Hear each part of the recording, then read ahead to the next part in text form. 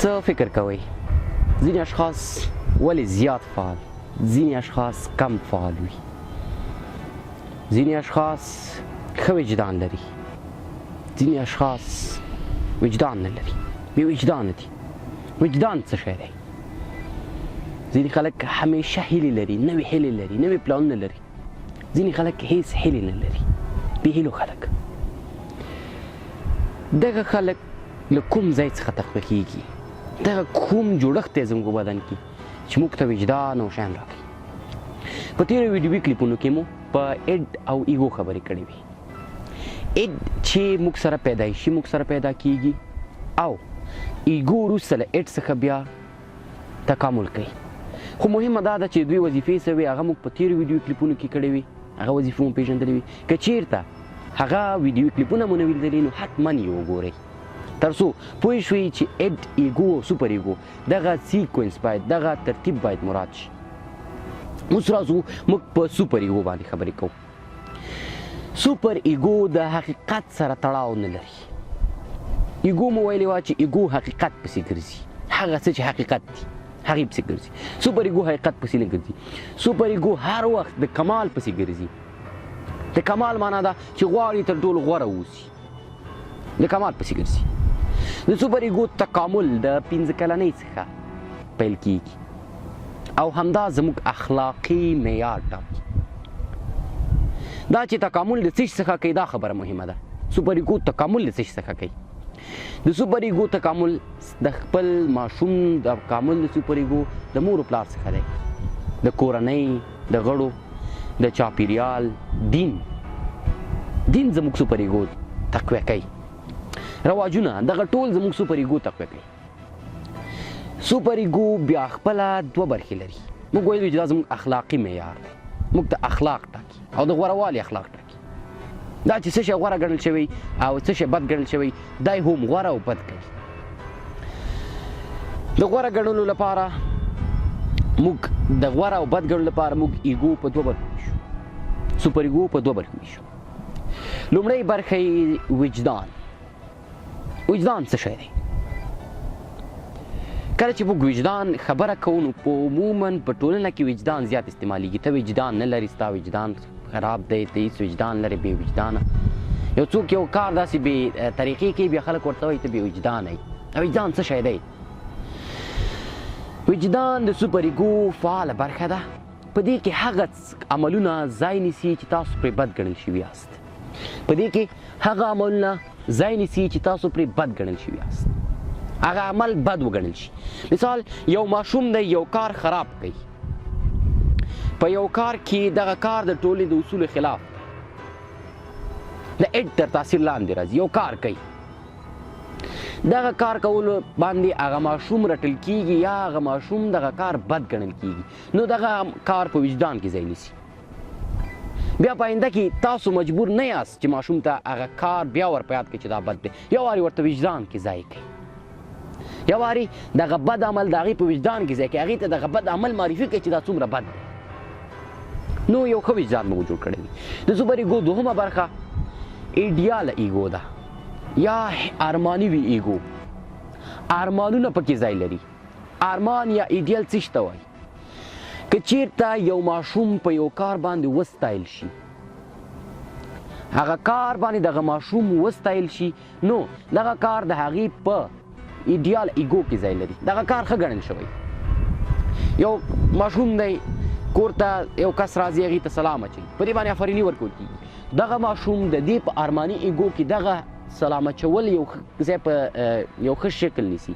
او بیا په آینده کې دا هر وخت غواړي دغه کار وکړي ځکه هغه پرې ستایل شوی دی د هغې دغه عمل ستایل شوی دی نو په دې دواړو نه به زه دغه باب درته خبره وکړم د والدینو لپاره مهمه خبره چې باید په پام کې ونیسي د سوپر ایګو تکامل د 15 کلنۍ یا 15 کلنۍ څخه پیل کوي تر بلاغت پورې په دغه وخت کې باید تاسو ډیر کار وکړئ په ماشوم باندې تر څو دا یو ښه وجدان ولري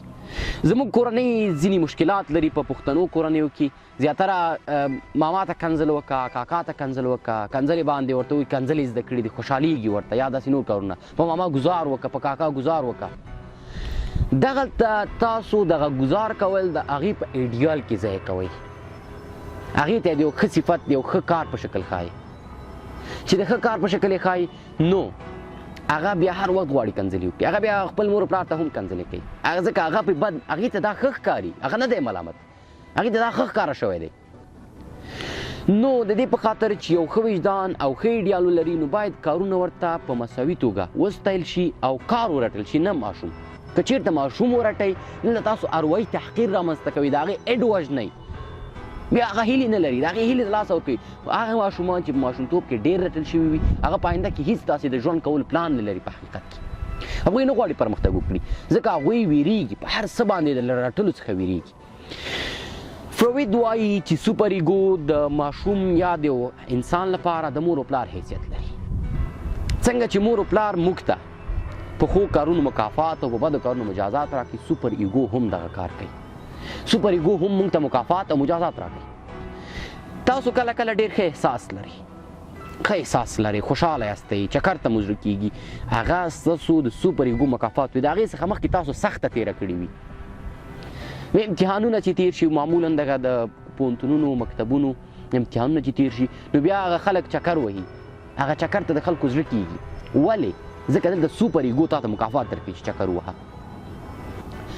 همداسې تا ته دغه د سوپر ایګو اروایي مکافات و فزیکي مکافات هم درکوي تا ته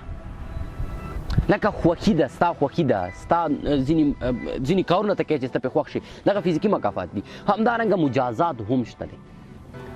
سوپر ایګو مجازات هم درکوي او هغه د فکر او د عمل ترمنځ فرق نشي کولی دغه توپیر نشي کولی چې دا تا فکر بد کړی که تا عمل بد کړی خو تا ته مکافات درکوي نو مکافات په کومو قسمونو دا مکافات هم په دوه قسمونو مجازات هم په دوه قسمونو درکوي یو قسم یې تاسو ته د ښه د اروایي مجازات دي بل قسم یې فزیکي مجازات دي دا خبره حیرانونکې ده اروایي مجازات څه شی دی تاسو ځینې وخت زړتنګ یاستئ خوب بېخوبي راځي درته زړه مو تنګېږي ورسره بد احساس لرئ یوازیتوب او حتی ډپریشن یا ډپریس کېدل د ډېر زیات تاثیر لاندې راتلل داسې تاثیر چې هغه اروایي تاثیر دی سړی خرابوي ډپریشن دغه ټول تاسو ته د سوپر ایګو مجازات دي ځکه تاسو داسې کوم کار کړی دی چې سوپر ایګو پې ناراضه ده هغه وجدان یې نارامه کړی دی همدارنګه تاسو ته فزیکي مجازات ځینې خلک خودکشي کوي ولې ځینې خلک ورسره څنګ کې د خودکشۍ په څنګ کې ځینې خلک ټکر کوي هر رقم ته دغه ټولې پېښې فزیکي مجازات دي دلته یو خبره باید مهمه وکړمه د دوی ترمنځ انډول باید برابر شي ایګو زموږ ویلی دی چې زموږ اجرایوي ارګان چې کوم دی هغه ایګو ده د ایګو باندې باید د اډ او د سوپر ایګو فعالیتونه برابر وي سره د دوی باید سره هغه انډول برابر وي که اډ زیات فعاله کیږي نو تاسو هغه کارونه کوئ چې ټولنه کې منع دي شراب څکل زنا کول نور دا ټول تاسو د اډ د زیات تاثیر لاندې کوئ ورسره څنګه کې د سوپر ایګو زیات فعالیت شي نو تاسو به هیڅ هیلې نشئ پیدا کولی نو باید په مساوي توګه دغه فعالیتونه پر مخ لاړ شي او د دې لپاره تاسو باید هر وخت فعال اوسئ فکر وکړئ او خپل افکار ضایع نه کړئ تر څو وکولی شي یو ښه شخصیت وشي د ښه ثبات والا شخصیت هغه دی چې هغه د دغې درې واړو مساوات په نظر کې ونیسي باید او ښه شخصیت د شخصیت تکامل دا په ماشومتوب کې ښه کیږي نو هیله ده څخه چې د ماشومانو په روزنه کې ډېر فکر وکړئ ډېر پام ورته وکړئ دا ویډیوي کلیپ مو دغه ویډیوي خپرونه مو په همدې ځای پای ته رسیږي هیله ده زموږ کلک ملاتړ وکړئ ځکه موږ ستاسو ملاتړ ته اړتیا لرو بغیر ستاسو ملاتړ څخه موږ هیڅ یو که چیرته غواړئ یوه ښه ټولنه ولرو ښه راتلونکی ولرو نو زموږ پیج در سره لایک او زموږ ویډیوګانې تر نور ورسوئ تر څو دغه ټولنه بدله شي تر څو به دا حال وي د خدای په امان